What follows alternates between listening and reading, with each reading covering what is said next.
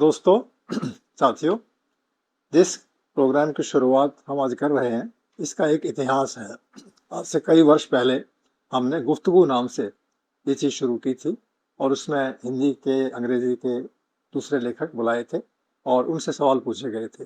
वो कुछ लंबे वक्त का कार्यक्रम था और हमने सोचा कि उसको और शॉर्टन करने के लिए अब एक नई तरह की शुरुआत की ज़रूरत है। इसलिए आज हम जिसको शुरू कर रहे हैं वो गुफ्तगू की कड़ी भी है, नई कड़ी भी है और दूसरे उस इस बीच में हमारे सवाल भी काफ़ी कुछ बदल गए हैं। मेरे साथ पायल नागपाल हैं, जो अंग्रेजी की वरिष्ठ प्रोफेसर हैं दिल्ली यूनिवर्सिटी के अंदर। और मेरे बारे में पहले बात हो चुकी है उस गुफ्तगू प्रोग्राम के माध्यम से, लेकिन मैं अंग्रेजी और हिंदी में लगातार लिखता रहा हूँ और सारी उम्र मैंने अंग्रेजी साहित्य में अध्यापन किया है। तो इस बीच में कुछ ऐसे विषय हैं जो मैं चाहूँगा कि पायल नागपाल के साथ बहस करते हुए आपसे उनका साझा करूँ।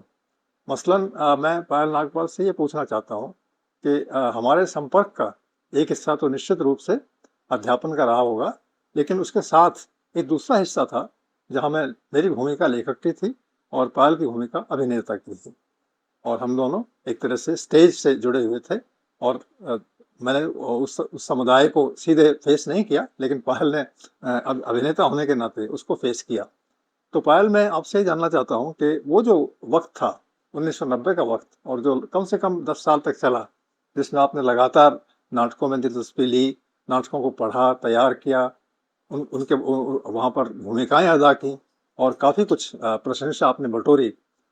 उसकी शुरुआत कहाँ से हुई और किस नाटक से वो शुरुआत हुई?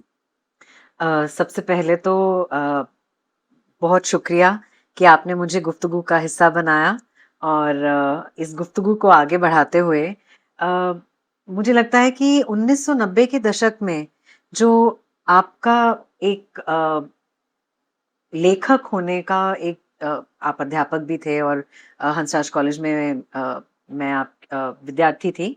तो वो जो आपका एक रोल रहा लेखक का, तो हिंदी के जो नाटक आपने लिखे, उनको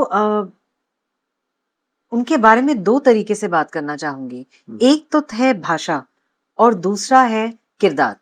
हुँ, तो जब हम भाषा की बात करें तो मेरे लिए एक बहुत अच्छी बात ये रही कि मैं पढ़ अंग्रेजी रही थी, लेकिन तकरीबन शुरुआती तौर के कुछ नाटक मैंने अंग्रेजी में ज़रूर करे, लेकिन आपकी जितनी भी स्क्रिप्ट्स थी, वो सभी हिंदी में, डायलेक्ट में, कभी ईस्टर्न यूपी, कभी हरियाणवी टच, तो वो सब जो स्क्रिप्ट्स थी, वो मैंने बहुत से नाटकों में अभिनय किया जो आपके लिखे हुए नाटक थे।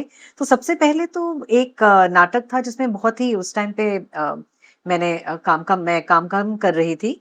तो उसमें बहुत छोटा-सा मैंने पात्र निभाया था। लेकिन अगर आप एक जिसे कहते हैं पूर्ण रूप से जो मैंने हिंदी में अगर किसी नाटक में काम किया तो वो एक गाँव की औरत के बारे में था और किस तरह से जो गाँव का ज़मींदार है वो उसे बहुत परेशान कर रहा था। और आपके जो आपने डायलॉग्स लिखे, जो आपने अ, लाइनें दी उस पात्र को, तो वो बहुत ही एक तरह से शरारती और विटी भी थी कि किस तरह से वो उस प्रधान को अपनी जगह दिखा देती है। तो ये मेरे लिए एक बहुत ही जिसे कहते हैं बहुत ही दिलचस्प एक्सपीरियंस रहा था, क्योंकि मुझे भाषा के साथ-साथ दूसरी बात जो मैंने आपको कही वो थी किरदार की, क्योंकि आपके तकरीबन सभी नाटकों में औरत जो है वो बिल्कुल नाटक के बीचों-बीच एक सबसे अहम किरदार थी। मैं उस जिस नाटक का ज़िक्र आपने किया, वो नाटक निश्चित रूप से बहुत शुरू में मैंने लिखा था और लिखा भी कैसे था उसकी भी एक हिस्ट्री है। मसलन मैं एक ग्रुप में बैठा हुआ था और विद्यार्थियों से बात कर रहा था, आप अचानक दौड़ते ही आई कि सर मेरे डायलॉग लिख दो। मैंने क्या सिचुएशन है? तो इन्होंने सिचुएशन बताई कि गाँव का एक प्रधान है और वो एक औरत से लिबर्टीज़ ले रहा है। तो मुझे कुछ कहना है, मुझे समझ नहीं आ रहा मैं क्या कहूँ? तो मैं कहा कि ये ठीक है, मैं कोशिश करता हूँ। तो मैंने 1 डेढ़ पन्ना उसमें लिखा और आपने पढ़ा और पढ़ते ही आप हँसने लगी और जिन्होंने और सुना वो भी हँसने लगे और सीधे जा कर के आपने उसको अपनी भाषा में, अपने लहज़े में, अपने अंदाज़ में जिस तरह से कहा, उस तरह से सब लोग हैरान हो गए कि एक ज़मींदार को इस तरह से आईना दिखाया जा सकता है। तो मैं आपसे सहमत हूँ कि उस नाटक से ही एक तरह से हम लोगों का इतिहास भी शुरू हुआ और आपसी जो मेल-जोल था, वो भी बढ़ना वहाँ से शुरू हुआ। बिल्कुल और मेरे लिए ये एक बहुत ही बड़ा जिसे कहते हैं एक्सपोज़र रहा कि बात हम 1990 की दशक की औरत के बारे में कर रहे हैं, लेकिन किस तरह आपने अपने नाटकों के ज़रिए औरतों को जो जिसे हम अंग्रेज़ी में एक बहुत खूबसूरत शब्द है एजेंसी, जिस तरह की एजेंसी आपने इन किरदारों को दी, तो वो मेरे लिए देखिए जब कोई भी अभिनेता कोई पात्र निभाता है, तो अभिनेता या अभिनेत्री कोई भी पात्र निभाता है, तो वो उसके लिए भी एक अहम एक्सपीरियंस हो जाता है, क्योंकि आप खुद उससे बहुत कुछ सीखते हैं। तो मैंने जितने पात्र निभाए और सारे ही, ज़्यादातर नहीं, वो सारे ही आप ही के लिखे नाटक थे। तो मेरे लिए वो एक बहुत ही बड़ा जिसे कहते हैं एक लर्निंग कर्व रहा, जिससे मैंने बहुत कुछ सीखा और बहुत ही मैं ये भी कहना चाहूँगी कि वो एक्सपीरियंस जो था वो बहुत लिबरेटिंग रहा मेरे देखिए, लिए। ऐसा है कि जो हिंदी में जो लिखना होता है, तो एक खास तरह की भाषा का इज़ाद लेखक को करना पड़ता है। और जैसा आपने बिल्कुल सही कहा कि हर व्यक्ति अपने ढंग से भाषा बोलता है। तो जिस वक़्त मुझे आपने ये काम दिया कि मैं आपके लिए संवाद लिखूँ, उस वक़्त मुझे याद आया कि कौन-कौन से शब्दों का मैं इस्तेमाल करूँ जिनको ये बोल पाएँगी। क्योंकि आप अंग्रेजी आपके बैकग्राउंड है, पंजाबी आपकी सामाजिक पृष्ठभूमि है, उसके बावजूद आपको ऐसी बातें करनी है जो गाँव की हैं और गाँव के भी धुर उस गाँव की जिसका शहर से कोई नाता नहीं है। तो मैंने उन उन बातों को दिमाग में रखते हुए बड़े सामान्य शब्दों के अंदर आपके आपके डायलॉग मुझे डायलॉग पूरी तरह से याद नहीं है इस वक़्त, लेकिन ये था कि उसने कहा कि वो आपको बुला रहा है, तुमने कौन बुला रहा है? तो इस तरह की भाषा का इस्तेमाल करते हो, तो उसने कहा वो बुला रहा है, वो मेरा क्या लगता है? तो ऐसी-ऐसी बातें मैंने उसमें से डाली, तो उससे फ़र्क पड़ा कि वाक़ई आपके अंदर जो अभिनय कला थी, वो उन बातों को सही तरह से निखार के पेश कर रही थी। तो ये मुझे अब तक भी उसके बारे में याद है। आपने कुछ कुछ लाइनें उस नाटक से तो सबसे पहली जो मुझे बहुत दिक्कत हुई क्योंकि मैं दिल्ली की ही शुरू से रहने वाली हाँ पंजाबी मेरी पृष्ठभूमि जरूर है और अंग्रेजी मैंने अध्ययन मेरा सारा अंग्रेजी में है लेकिन आपने मुझे एक बहुत खूबसूरत लाइन दी जिसमें कहा था मन्ने भी तो बैरी लागे तो वो उस शब्द को उस टाइम पे समझने के लिए और किस तरह से उसको बोलना है और उसका क्या मतलब है, किस तरीके से है, तो वो भाषा का एक जो पूरा एक्सपीरियंस है और किस तरह से औरत उस भाषा का इस्तेमाल करके वो एक्सपीरियंस जो है उस पात्र के लिए और जो उस पात्र को निभा रहा है, जो मैं निभा रही थी उस पात्र को, तो वो बहुत ही एक लिबरेटिंग एक्सपीरियंस दोनों के लिए ही शायद नहीं, रहा। मैं मतलब एक डिस्टेंस मुझ पे मैं जो क्रिएट उसका कर असर रही रहा हूँ। वो इस बात का रहा कि मुझे गाँव के बारे में बात करनी है।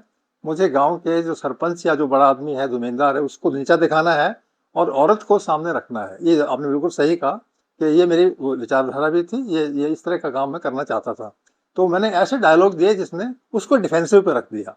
तो उसका असर था कि और जिस तरह से आपने बोला, तो मुझे लगा कि आप में इतनी संभावनाएँ हैं अभिनय की कि आप लहज़ा बदल सकते हैं, आप शब्दों को तोड़-मरोड़ सकते हैं, आप चेहरे को उसके अनुरूप कर सकते हैं। ये बातें ये उसी वक़्त समझ में आती हैं जब एक चीज़ अभिनय के संदर्भ में स्टेज से कही जा सकती हो। तो ये मुझे सही लगा उस वक़्त का। एक चीज और है कि उस 1900 मेरे ख्याल से 92 का अगर ये प्ले होगा तो एक चीज बहुत जहन में रखने वाली है वो बहुत जरूरी बात है कि ये जरूरी नहीं है कि उस टाइम पर औरतों के पास ये एजेंसी थी हुँ। और उस 1990 की दशक की जो औरत थी वो जूझ रही थी इन सब बातों से, इन सब परेशानियों से, इन सब मुश्किलात से। तो इसलिए मुझे ये जो पात्र निभाना मेरे लिए इसलिए बहुत बहुत अच्छा रहा क्योंकि बहुत से सवाल उठे। आपके नाटकों ने बहुत से सवाल उठाए और आपने अगर इस तरह के जो डायलॉग आपने दिए एक औरत को जो गाँव की है और एक तरह से वो सीधा ही उन डायलॉग्स के ज़रिए से जो गाँव का प्रधान है, एक तरह से तो उसको चैलेंज कर रही है वो। और ये जो बात थी ये बहुत बहुत अच्छी रही और बहुत सारे सवाल और सवालों के साथ-साथ कुछ जवाब भी आए। तो मित्रों जिस तरह से पायल नागपाल की बातों को आपने सुना और जिस तरह से एक खास तरह का जो नाटक का करियर था वो शुरू हुआ, तो उसके ये पहले एपिसोड है और मैं चाहूँगा कि पायल नागपाल अगले अगले एपिसोड्स के अंदर कुछ नाटकों की लाइनें फिर से पढ़ के बताएं, जैसे बोलती हैं जिस तरह करती हैं, और जो हाव भाव उनके भाषा के हाव भाव जो उसमें फेस पर झलकते हैं, उनका भी वहाँ पर एक जायज़ा लिया जा सके। तो मैं समझता हूँ कि आपको इस तरह का जो सीरीज़ है डिस्कशंस के बारे में, वो पसंद आएगी। धन्यवाद।